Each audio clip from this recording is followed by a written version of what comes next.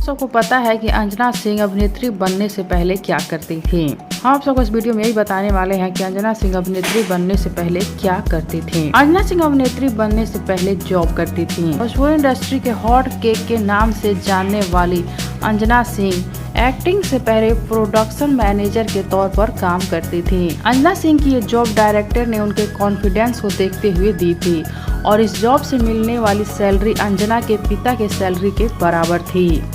जितना अंजना सिंह के पिता को उस टाइम सैलरी मिलती थी, सेम उतना ही सैलरी अंजना सिंह को भी मिलती थी। अंजना सिंह ने प्रोडक्शन मैनेजर के तौर पर जिस फिल्म में काम किया था, उस फिल्म से उन्हें 35,000 रुपए मिले थे। अंजना सिंह अपनी दोस्त का ऑडिशन दिलवाने के लिए गई थी, लेकिन वहां से निकलते हुए जॉब का ऑफर उनके पास था।